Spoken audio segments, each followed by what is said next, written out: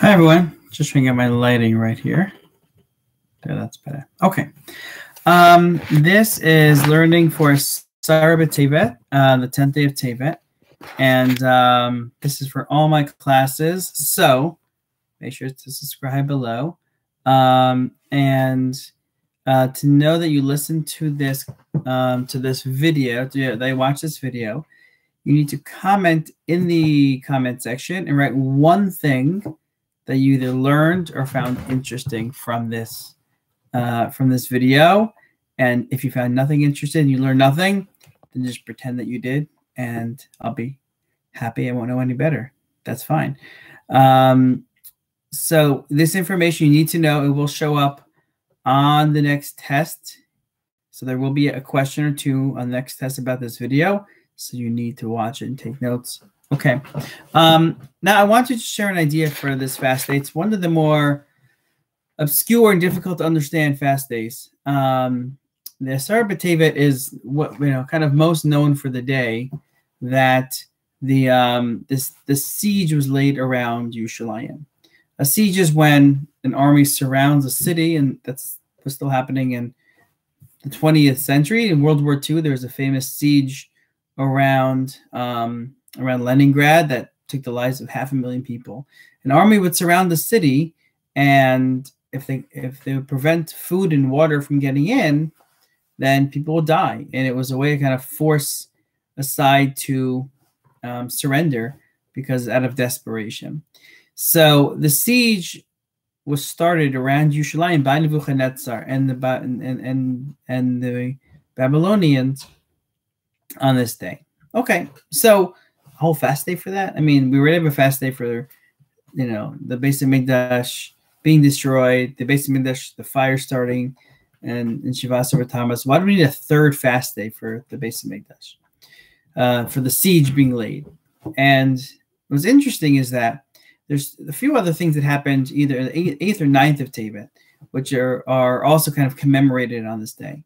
One is the idea that Gemara Megillah talks about, that Ptolemy, who was the Greek emperor of Egypt, kind of demanded that the Jews translate the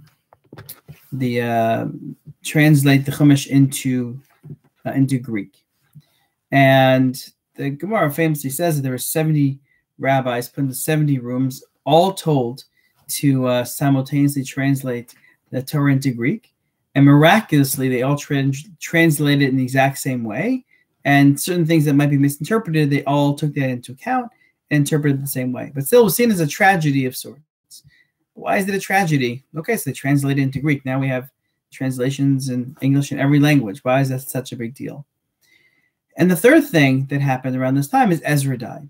And when Ezra died, Ezra was the last Navi. After the time of Ezra, by the time we're into the second Beit HaMikdash, there's no longer any Nevi'im, there's no longer any prophecy. Okay, so why are we mourning now? What's the connection of these three things? And I think the connection could be that while these three things weren't necessarily the greatest calamity, the end of the world, but they were kind of the beginning of the end.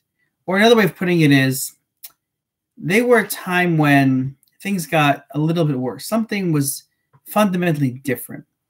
When the siege was laid around Yerushalayim, it was the beginning of the end. Yes, the end didn't happen right away. The Beis Hamikdash wasn't destroyed then.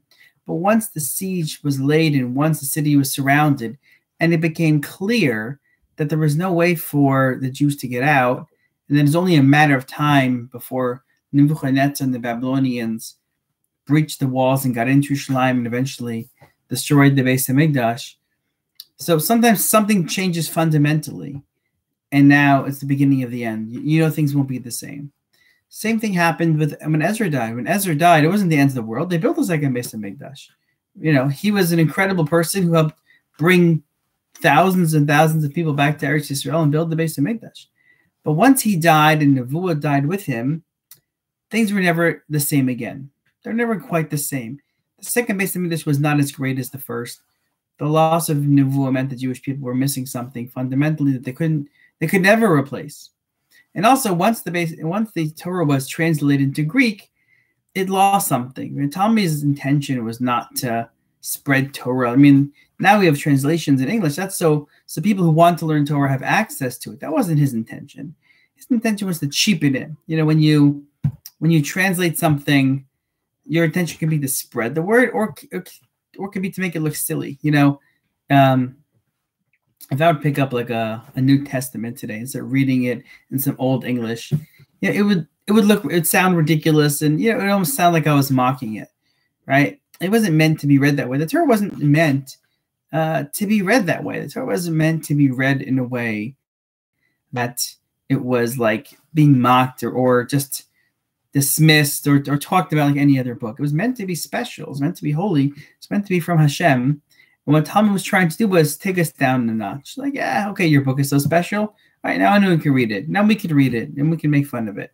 We could, it's like any other book. So again, the Torah didn't change. It was the same Torah, but the uniqueness was gone. The specialness was gone. Something was a little bit different. And I think that there's a very nice idea that we can glean from this is, we always have to keep in mind sometimes things, might fundamentally be the same, might basically be the same, but if it's missing a little something, if something's a little bit off, then it can really change everything. It can make something go from special to very, very mundane, just like any other day, just like any other thing. And we have to always keep that in mind. Everything that we do, anytime we're learning Torah, anytime we're doing a mitzvah, anytime where there's an opportunity for us to make something special. And we can always do a little more to make that moment special, to make that mitzvah special, to make that mitzvah better. Or we can kind of trivialize it, or we could say a little something or mock something, say something in class that we can make learning Torah in class really special. Or we could say something to make fun of someone else, or to make fun of what we're learning, or something that we learned.